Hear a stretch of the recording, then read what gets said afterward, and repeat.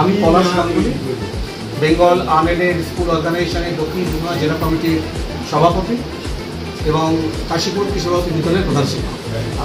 আজকের দক্ষিণ ত্রিপুরা জেলা কমিটি বেঙ্গল আনএডেড স্কুল অর্গানাইজেশনের পক্ষ থেকে আমরা প্রথম জেলা কমিটির মিটিংয়ে সিদ্ধান্ত নিয়েছিলাম যে আমাদের শিক্ষকদের আপলিফমেন্ট খুব প্রয়োজন। কাশীপুর কিশোরবতী বিদ্যালয়ে 3 দিনের প্রশিক্ষণ শিবির হচ্ছে এবং সেই প্রশিক্ষণ শিবিরে মূলত 3টে বিষয় নিয়ে প্রশিক্ষণের কাজ হবে। সেটা হচ্ছে বাংলা, ইংরেজি প্রথম ভাষা এবং দ্বিতীয় ভাষা এবং গণিত। শিবিরের আজকে শুরু হলো, উদ্বোধন হলো। এনইএফ-এর ডেপুটি সেক্রেটারি গীতাঞ্জলি মুখার্জি উপস্থিত ছিলেন, আমাদের রাজ্য সম্পাদক প্রিয় দেবাশিস দেব শর্মা উপস্থিত ছিলেন, আমাদের সহসভাপতি উপস্থিত ছিলেন, আমাদের জেলা কমিটির সবাই উপস্থিত ছিলেন আজকে এবং অন্যান্য অতিথিরা উপস্থিত ছিলেন যারা ট্রেনিং দিচ্ছেন, বিক্রমশিলা এডুকেশন রিসোর্স সোসাইটি তারা উপস্থিত ছিলেন। আমরা আজকে প্রশিক্ষণ শিবিরের প্রদীপ জ্বালিয়ে শুভ উদ্বোধন করেছি।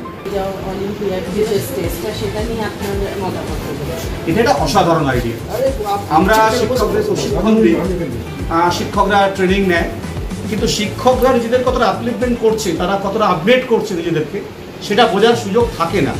করবেন এবং সেখানে সে প্রশংসিত হবে, সে সংসারিত হবে, তাকে পুরস্কৃত করা হবে, ফলে সে একটা উজ্জীবিত হওয়ার সুযোগ পাবে। ফলে এই যে ন্যাশনাল এডুকেশন ফোরামের যে আইডিয়া, এটা অসাধারণ একটা আইডিয়া।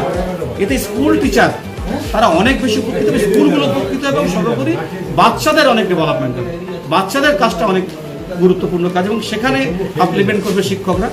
সেই কাজটা করিয়ে নিচ্ছে ন্যাশনাল এডুকেশন ফোরাম। আমরা সত্যি সত্যি অভিভূত এবং সমর্থনযোগ্য এই কাজে।